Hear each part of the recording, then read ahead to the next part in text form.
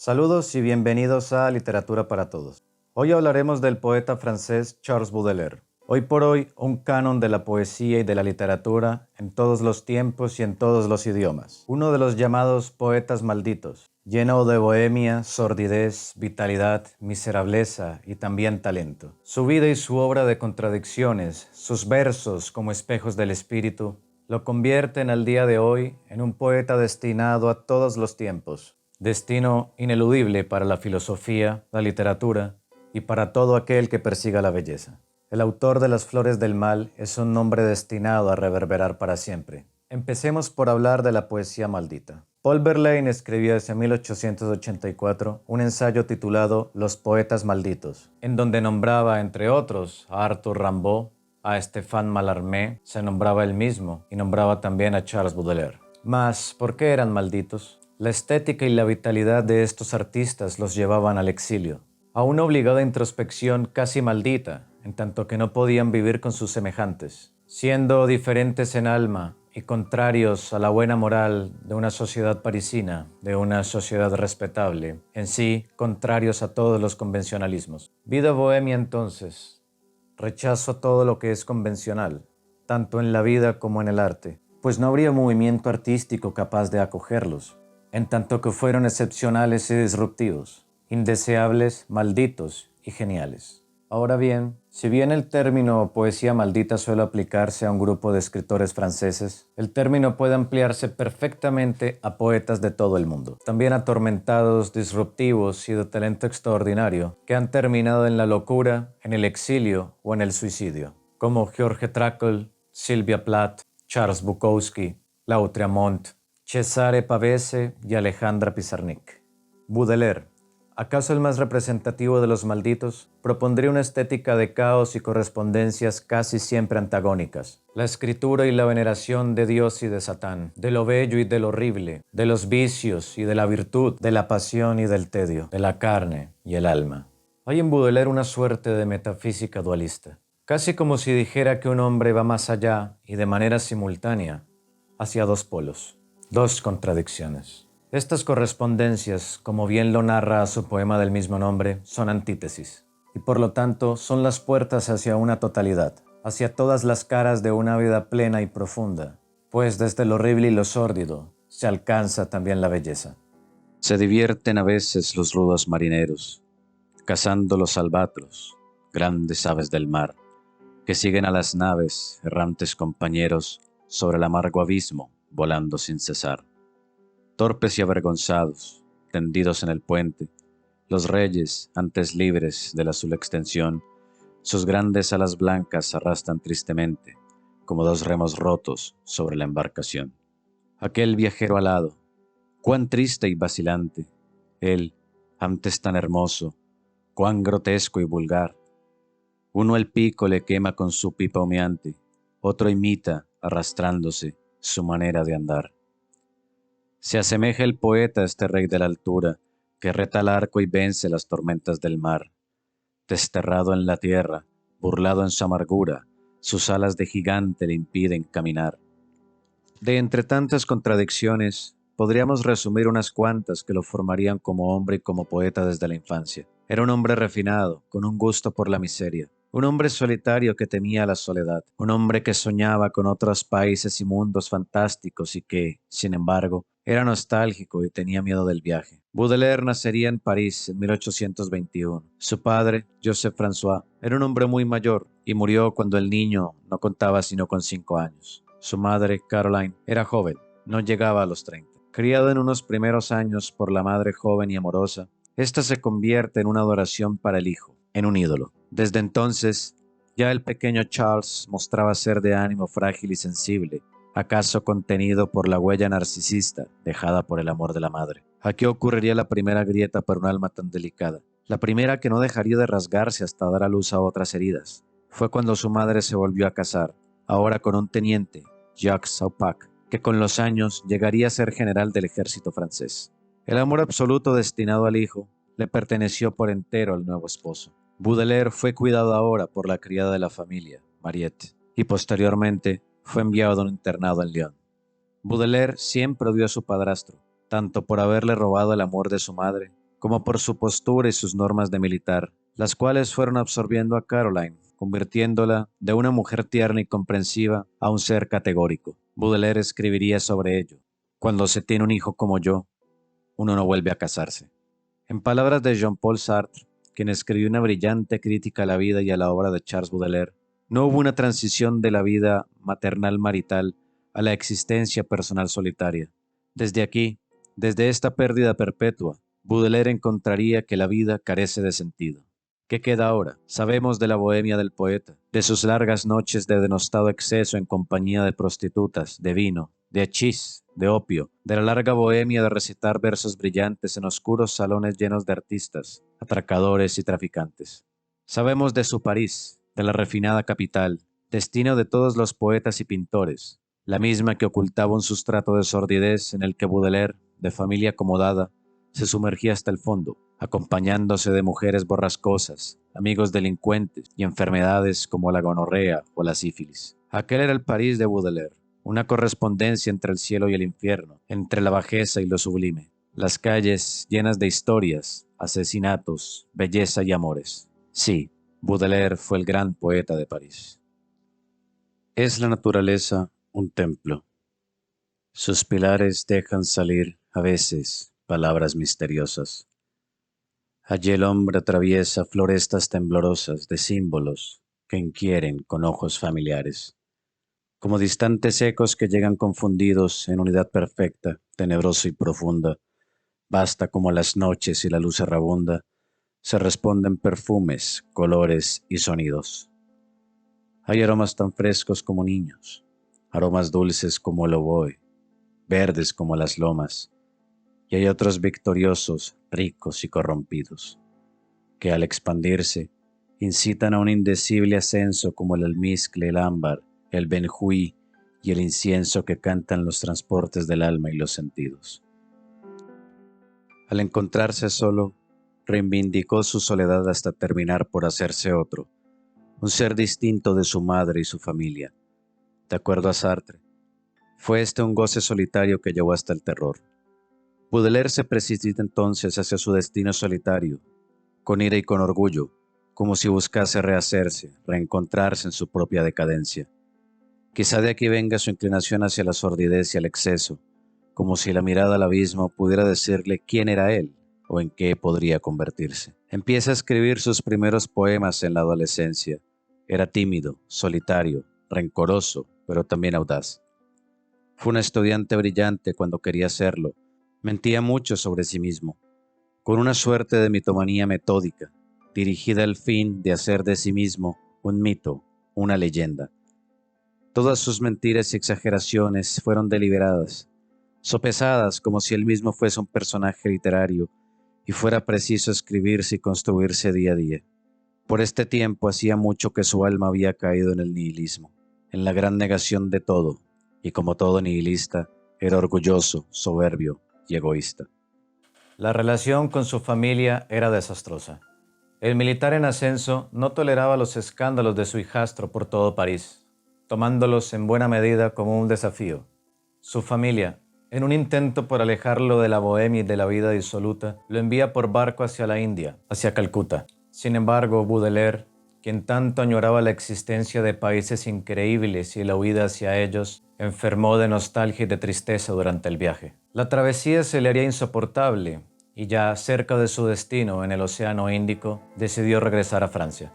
Volvería, por supuesto, a la bajeza, a la bohemia, a las amistades escandalosas, a las prostitutas y demás mujeres de reputación dudosa y contraria a la refinada sociedad parisina. Aquel mismo refinamiento que portaba Baudelaire, del que se enorgullecía y al que también despreciaba y desafiaba todo el tiempo.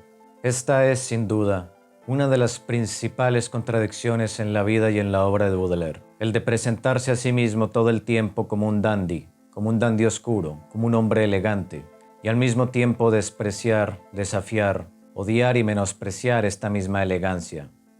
De este tiempo se tiene el nombre de dos amantes escandalosas, Sara, también llamada Luchette, de origen judío y que inspiró el verso del poema Una noche. Toda una noche junto a una horrible judía, como a la vera de un cadáver tendido. y también el nombre de Jean Duval, a quien conoció en un teatro sórdido y de mala reputación.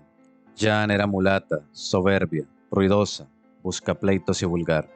Baudelaire, toda su vida, estaría ligado a ella. Su familia intentaría por última vez detener su vida disoluta. Lo hacen declarar interdicto ante la ley, dejando que un curador administrase sus pocos bienes. Pero ya era tarde. Ya Baudelaire había dilapidado toda su fortuna en el exceso, y en adelante viviría siempre de fracaso económico en fracaso económico. Pero ni la escasez, ni las pulgas de las buhardillas, ni la quietud del hambre tras las noches de resaca, nada podría impedir que Baudelaire se presentase a sí mismo como un dandy, elegante y sórdido, oscuro y tierno. Llevaba el cabello largo, iba con un bastón y abrigos elegantes, aunque desarrapados. Era brillante, ingenioso, sensible y genial. Si bien trataba de mostrarse como un dandy, y en cierto sentido lo era, su verdadero drama, en palabras de Andrés Holguín, era el tedio. La interioridad de un hombre al que la realidad se le antoja irreal, aburrida, siempre insuficiente.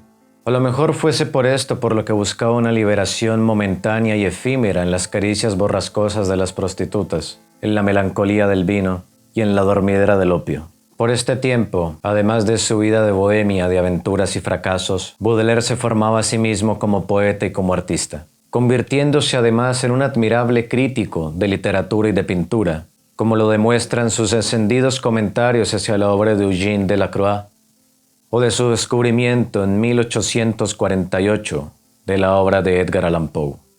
Fascinado por Allan Poe, se convertiría en su primer traductor al francés, refiriéndose a él como su único amigo, su única alma gemela, alguien que por fin era capaz de entender su tedio y su soledad. Mi alma amó en otro tiempo la lucha encarnecida. La esperanza, que antaño espoliaba su ansia, ya no atiza sus fuegos. Sin pudor ni arrogancia, hoy se acuesta cansada como una bestia herida. Resígnate, alma, y duerme tu sueño, embrutecida. Alma vencida y rota, para tu vieja errancia ni el amor ni la lucha son cosa apetecida. Adiós, pues, flauta y cobres. Mi alma ensombrecida y triste ya no entiende las dichas de su infancia. El abril adorable perdió ya su fragancia. Traga el tiempo, minuto por minuto, mi vida, como absorbe la nieve un cuerpo en su sustancia. Viendo la redondez del globo a la distancia, ya ni siquiera aspiro a hallar una guarida. Avalancha, avalancha, llévame en tu caída.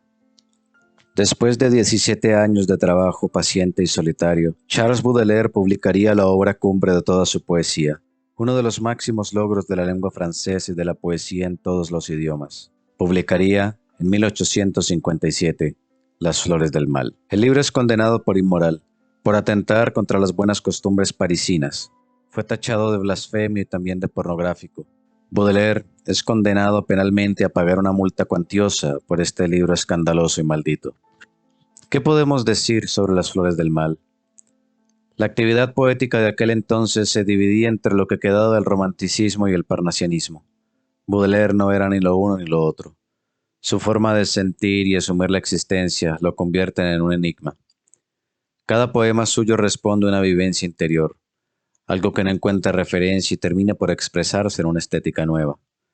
Sus versos rebasan todos los movimientos y avanzan hacia el futuro, como si fuese el precursor, la encrucijada de todo lo que ha estado y de lo que estará.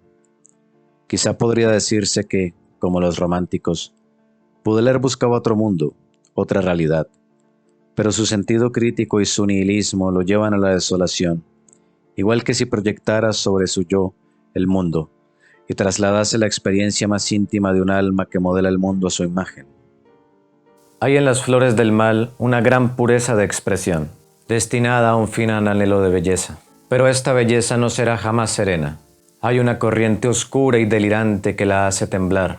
Esto en sí son las flores del mal, una catástrofe, una morbosidad, un delirio y una estética que cuestionan todo cuanto existe. Y en estas flores, tanto al principio como al final, está la belleza. Desde estos delirios del sentir y de la estética, Baudelaire bordea la existencia, la cuestiona, la pone en situación. Su mundo es de misterio, todo es difuso, pero él busca correspondencias entre las formas, los sonidos y los colores.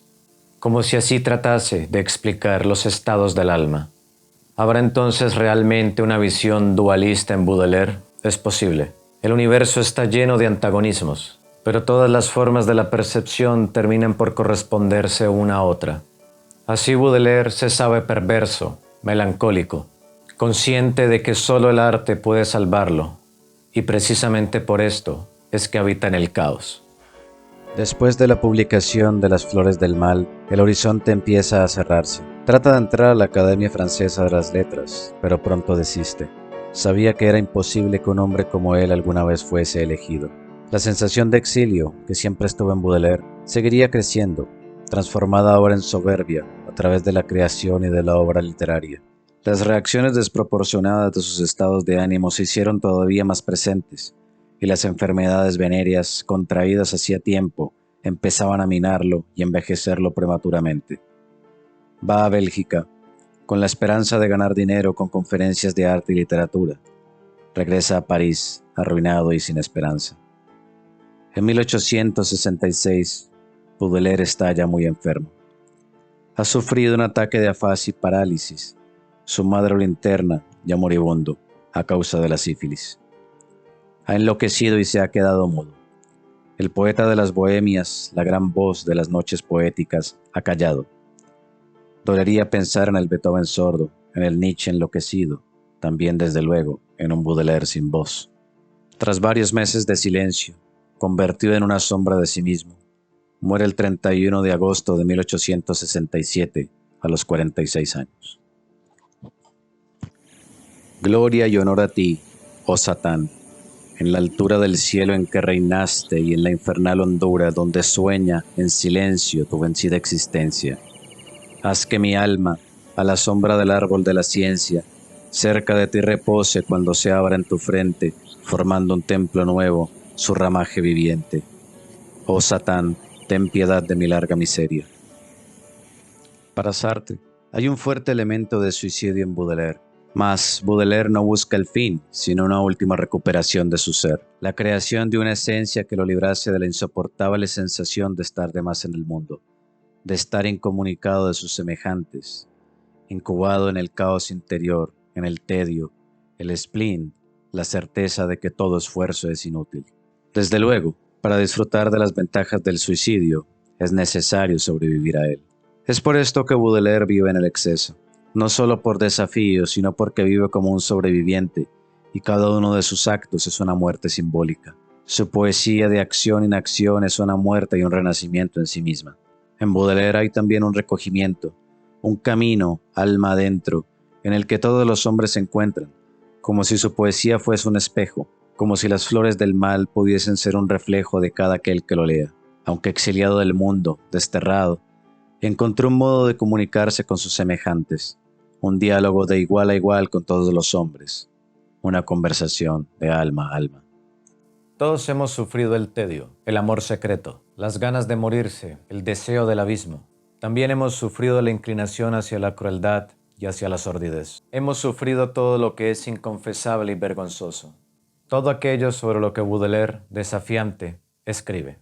Para resumir, todos de alguna manera hemos vivido los versos de Charles Baudelaire. Y quizá podría decirse que para él no somos lectores ni admiradores, somos hermanos.